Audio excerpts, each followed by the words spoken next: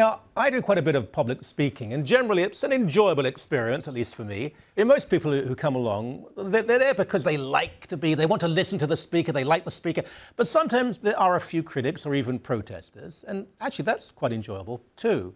Although at York University once, during Israel Apartheid Week, when I was speaking obviously in favour of Israel, a young thug did try to assault me. It was one of those perfect moments, because a friend of mine, a former Israeli Army Special Forces soldier, was with me. Great fun. Well, for me at least, not for the thug. There was another occasion at Queen's University when I was speaking against abortion, when a whole gang of crazy people arrived en masse and began to chant and scream. One of them was a strange young man who was dressed in a giant vagina costume. Yes, a giant vagina costume. What I couldn't help wondering the whole time was how long it took the little fellow to make the bloody thing. You know, all night long. I'm nearly finished. There's dedication for you. Anyway, there have been a few attempts to silence me, but generally we overcome. Not so former feminist Dr. Janice Fiamengo, a frequent guest on this show, who was due to speak at the University of Ottawa on Friday about men's issues and what she says are the double standards of feminism. This is what happened. Okay, you know, it's the signature of a totalitarian ideology to attempt to quash dissent. So every time you interrupt, you're merely showing your repressive tendencies. You're not showing anything about your virtue. Okay, let's forget it.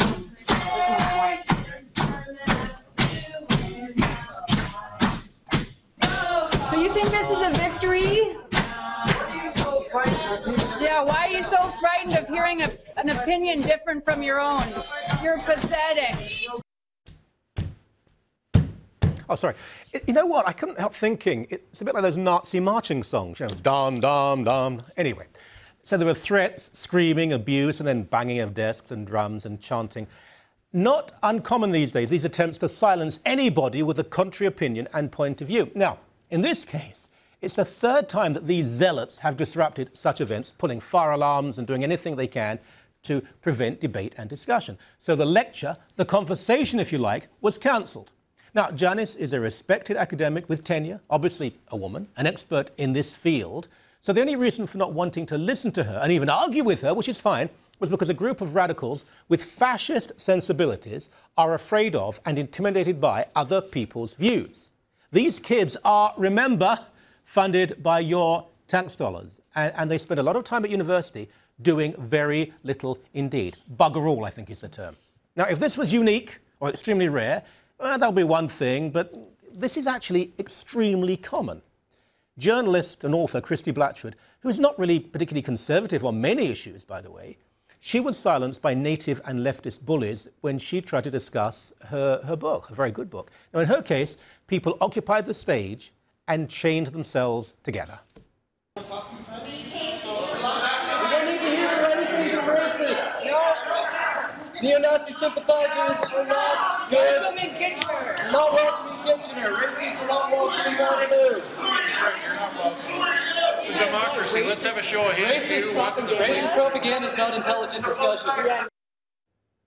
Did you hear that Nazi sympathizer? Well, I missed the banging, though. Anyway, she's not alone. Israeli, Jewish speakers have been silenced, banned, threatened at various Canadian universities. Pro-lifers, even MPs, have been forced to leave the stage because self-indulgent and pampered students simply don't believe in free speech. Conservatives have been attacked physically sometimes. It's deeply sad that universities where freedom of expression is supposed to be at its most poignant are often the last places genuine freedom is tolerated. The fact is that these bigots are a small minority, always on the hard left, and do not represent anything like the average student, but they achieve their ends.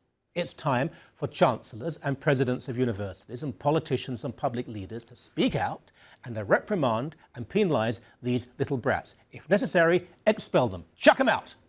A place at university is not a right, but a privilege, whereas free speech is not a privilege, but a right. It's time to remind people, all people, of that basic and rather sacred fact.